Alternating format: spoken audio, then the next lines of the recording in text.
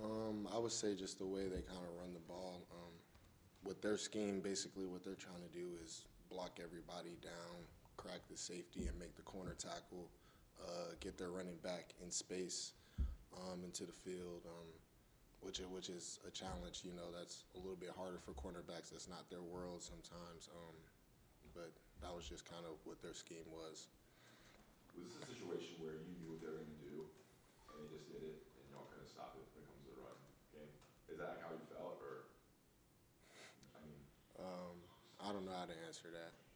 Like, you know, we came out there. I thought the guys played hard, but hey, they're a good team. Credits to them. They gave us, you know, a few wrinkles, and then they were able to run the ball pretty well. Cedric, I saw you trying to, looks like, lift up your teammates a little bit on the bench, but as the game went on, things didn't get better for you guys, and it seemed like some frustration boiled over. I mean, Tony and Noah at one point got into it. I mean, what should we kind of read into what we're seeing on the sidelines? I mean, yeah, as a leader, I just try to keep my guys motivated, keep us going. You know, throughout the games, we still had opportunities to get stops and win the game ultimately. So that's what I was just trying to do.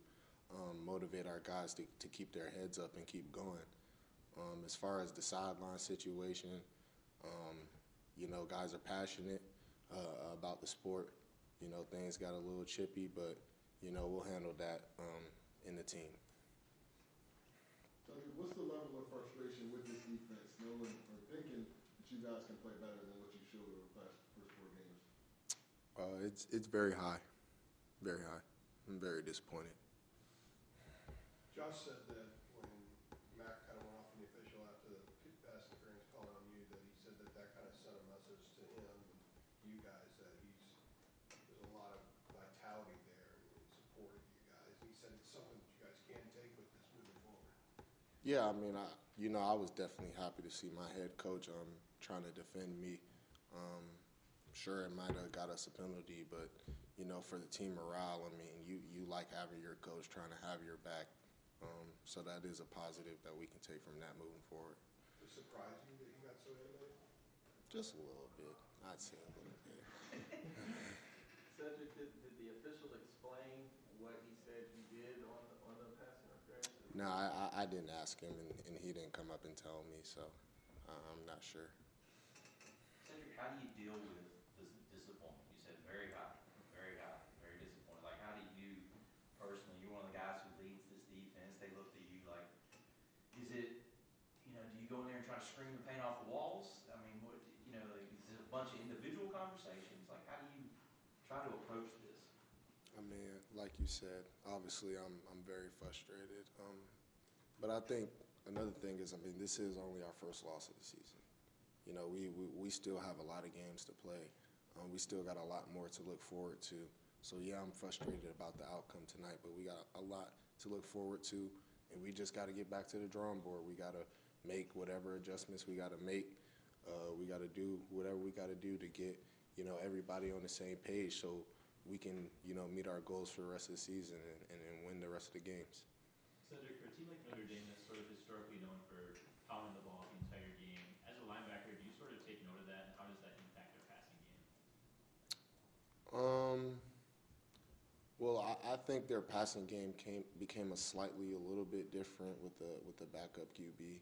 I feel like, you know, with their passing games, they were running a lot of like play action boot type of plays, kind of get them out the pocket, get them some easy kind of throws. But that's basically what's kind of going on with their passing game. But I mean, as a linebacker, you can't get tired of fitting up the run. You got to fit it up all game. So that was just my mentality the whole game. I got to play until it says all zeros on the clock.